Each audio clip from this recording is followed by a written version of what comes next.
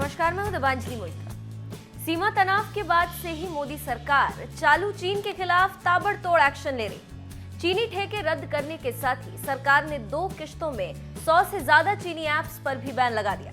चीनी ऐप्स के खिलाफ ताबड़तोड़ हो रही इस कार्रवाई की चपेट में दक्षिण कोरियाई गेम प्लेयर अननोन्स बैटलग्राउंड भी आ गया, जिसे लोग पबजी के तौर पर जानते हैं।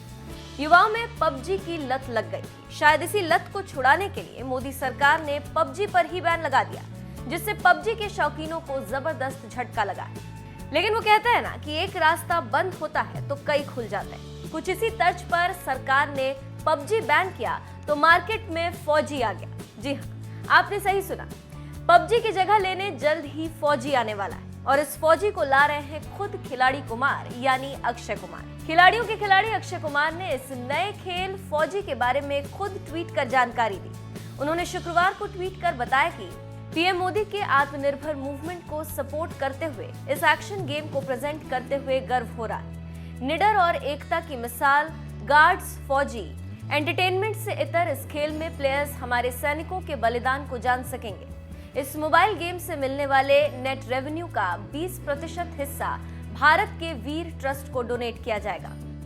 यानी पबजी खेलने पर रेवेन्यू दक्षिण कोरियाई कंपनी को चला जाता था, ब्लू होल को चला जाता था। लेकिन अगर आप फौजी गेम खेलते हैं तो इससे आप गेम का आनंद तो लेंगे ही, साथ ही इसका रेवेन्यू भी भारत में ही रहेगा और आप देश की रक्षा कर रहे सैनिकों की मदद भी कर सकते हैं, क्योंकि इस गेम का 20% रेवेन्यू भारत के वीर ट्रस्ट को जाएगा, जो देश के सैनिकों की मदद के लिए इस्तेमाल होता है। भारत के वीर ट्रस्ट की शुरुआत भी साल 2018 में तत्कालीन गृह मंत्री राजनाथ सिंह के साथ मिलकर अक्षय कुमार ने ही की थी, जिसमें एक व्यक्ति 15 लाख रुपए तक दान कर सकता है। भारत के वीर ट्रस्ट में जो भी पैसा आता है उससे शहीद जवानों के परिवार की मदद की जाती है। इसीलिए अक्षय कुमार ने ऐलान किया है कि पबजी की जगह पर जल्द ही आने वाले फौजी के रेवेन्यू का 20% इस ट्रस्ट को जाएगा। फौजियों की मदद के लिए हमेशा आगे रहने वाले अक्षय कुमार इससे पहले भी शहीद परिवार की मदद कर चुके हैं। पुलवामा हमले में शहीद जवानों के लिए अक्षय कुमार ने 5 करोड़ रुपए दान किए थे। फौजी गेम लॉन्च करने जा रहे अक्षय कुमार का ये कदम एक तरह से लोकल फॉर वोकल को भी बढ़ावा देता है। पीएम मोदी ने खुद मन की बात में देशवासियों से भारतीय खिलौनों पर जोर देने की अपील की थी। मेरे प्यारे देशवासियों, कोरोना के इस कालखंड में देश कई मोर्चों पर एक साथ लड़ रहा है, लेकिन इसके साथ साथ कई बार मन में ये भी सवाल आता रहा कि इतने लंबे समय तक घरों में रहने के कारण मेरे छोटे छोटे बाल मित्रों का समय कैसे बीतता होगा। और इसी से मैंने गांधीनगर की चिल्ड्रन यूनिवर्सिटी, जो दुनिया में एक अलग तरह का प्रयोग है, भारत सरकार के महिला और बाल विकास मंत्रालय, शिक्षा मंत्रालय, सूक्ष्म लघु और मध्यम उद्योग मंत्रालय, इन सभी के साथ मिलकर हम बच्चों के लिए क्या कर सकते हैं, इस पर मंथन किया, चिंतन किया। मेरे लिए ये बहुत सुखद था, लाभकारी भी था, क्योंकि एक प्रकार से ये मेरे लिए भी कुछ नया जानने का, नया सीखने का अवसर बन गया। साथियों, हमारे चिंतन का विषय था खिलौने और विशेषकर भारतीय खिलौने। हमने इस बात पर मंथन किया कि भारत के बच्चों को नए नए टॉयज कैसे मिले, भारत टॉय प्रोडक्शन का बहुत बड़ा हब कैसे बने। वैसे मैं मन की बात सुन रहे बच्चों के माता पिता से क्षमा मांगता हूं, क्योंकि हो सकता है उन्हें अब ये मन की बात सुनने के बाद खिलौनों की नई नई डिमांड सुनने का शायद एक नया काम सामने आ जाएगा। साथियों, खिलौने जहां एक्टिविटी को बढ़ाने वाले होते हैं, तो खिलौने हमारी आकांक्षाओं को भी उड़ान देते हैं। खिलौने केवल मन ही नहीं बहलाते, खिलौने मन बनाते भी हैं और मकसद गढ़ते भी हैं। मैंने कहीं पढ़ा कि खिलौनों के संबंध में गुरुदेव रविंद्रनाथ टैगोर ने कहा था कि बेस्ट टॉय वो होता है जो इनकम्प्लीट हो, ऐसा खिलौना जो अधूरा हो और बच्चे मिलकर खेल खेल में उसे पूरा करें। गुरुदेव टैगोर ने कहा था कि जब वो छोटे थे तो खुद की कल्पना से घर में मिलने वाले सामानों से ही अपने दोस्तों के साथ अपने खिलौने और खेल बनाया करते थे। लेकिन एक दिन बचपन के उन मौज मस्ती भरे पलों में बड़ों का दखल हो गया। हुआ ये था कि उनका एक साथी एक बड़ा और सुंदर सा विदेशी खिलौना लेकर आ गया। खिलौनों को लेकर इतराते हुए अब सब साथी का ध्यान खेल से ज्यादा खिलौने पर रह गया। हर किसी के आकर्षण का केंद्र खेल नहीं रहा, खिलौना बन गया।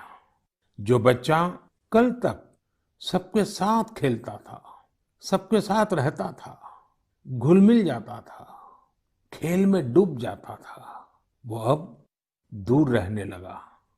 एक तरह से बाकी बच्चों से भेद का भाव उसके मन में बैठ गया। महंगे खिलौने में बनाने के लिए भी कुछ नहीं था, सीखने के लिए भी कुछ नहीं था। यानी कि एक आकर्षक खिलौने ने एक उत्कृष्ट बच्चे को कहीं दबा दिया, छिपा दिया, मुरझा दिया। इस खिलौने ने धन का, संपत्ति का, जरा बड़प्पन का प्रदर्शन कर लिया, लेकिन उस बच्चे की क्रिएटिव स्पिरिट को बढ़ने और संवरने से रोक दिया। खिलौना तो आ गया, पर खेल खत्म हो गया और बच्चे का खिलना भी खो गया। इसलिए गुरुदेव कहते थे कि खिलौने ऐसे होने चाहिए जो बच्चे के बचपन को बाहर लाएं, उसकी क्रिएटिविटी को सामने लाएं। बच्चों के जीवन के अलग अलग पहलू पर खिलौनों का जो प्रभाव है, इस पर राष्ट्रीय शिक्षा नीति में भी बहुत ध्यान दिया गया है। खेल खेल में सीखना, खिलौने बनाना सीखना, खिलौने जहां बनते हैं वहां की विजिट करना, इन सबको करिकुलम का हिस्सा बनाया गया है। साथियों, हमारे देश में लोकल खिलौनों की बहुत समृद्ध परंपरा रही है। कई प्रतिभाशाली और कुशल कारीगर हैं जो अच्छे खिलौने बनाने में महारत रखते हैं। भारत के कुछ क्षेत्र टॉय क्लस्टर्स यानी खिलौने के केंद्र के रूप में भी विकसित हो रहे हैं। जैसे कर्नाटक के रामनगरम में चन्नापटना, आंध्र प्रदेश के कृष्णा में कोंडापल्ली, तमिलनाडु में तंजौर, असम में धुबरी, उत्तर प्रदेश का वाराणसी, कई ऐसे स्थान हैं, कई नाम गिना सकते हैं। आपको ये जानकर आश्चर्य होगा कि global toy industry 7 lakh crore रुपए से भी अधिक की है। 7 लाख करोड़ रुपयों का इतना बड़ा कारोबार, लेकिन भारत का हिस्सा उसमें बहुत कम है। अब आप सोचिए कि जिस राष्ट्र के पास इतनी विरासत हो, परंपरा हो, विविधता हो, युवा आबादी हो, क्या खिलौनों के बाजार में उसकी हिस्सेदारी इतनी कम होनी हमें अच्छा लगेगा क्या? जी नहीं, ये सुनने के बाद आपको भी अच्छा नहीं लगेगा। देखिए साथियों, टॉय इंडस्ट्री बहुत व्यापक है। गृह उद्योग हो, छोटे और लघु उद्योग हो, एमएसएमईज हो, इसके साथ साथ बड़े उद्योग और निजी उद्यमी भी इसके दायरे में आते हैं। इसे आगे बढ़ाने के लिए देश को मिलकर मेहनत करनी होगी। अब जैसे आंध्र प्रदेश के विशाखापट्टनम में श्रीमान सीवी राजू है। उनके गांव के अति कोप्पका टॉयज एक समय में बहुत प्रचलित थे। इनकी खासियत ये थी कि खिलौने लकड़ी से बनते थे और दूसरी बात ये कि इन खिलौनों में आपको कहीं कोई एंगल या कोण नहीं मिलता था। ये खिलौने हर तरफ से राउंड होते थे, इसलिए बच्चों को चोट की भी गुंजाइश नहीं होती थी।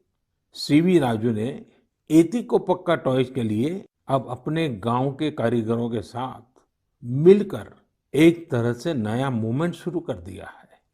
बेहतरीन क्वालिटी के एतिकोप्पका टॉयज बनाकर सीवी राजू ने स्थानीय खिलौनों की खोई हुई गरिमा को वापस ला दिया है। खिलौनों के साथ हम 2 चीजें कर सकते हैं। अपने गौरवशाली अतीत को अपने जीवन में फिर से उतार सकते हैं और अपने स्वर्णिम भविष्य को भी संवार सकते हैं। मैं अपने स्टार्टअप मित्रों को, हमारे नए उद्यमियों से कहता हूँ, टीम अप फॉर टॉयज।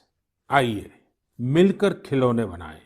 अब सभी के लिए लोकल खिलौनों के लिए वोकल होने का समय है। आइए हम अपने युवाओं के लिए कुछ नए प्रकार के अच्छी क्वालिटी वाले खिलौने बनाते हैं।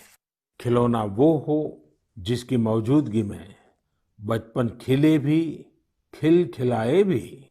हम ऐसे खिलौने बनाएं जो पर्यावरण के भी अनुकूल हो।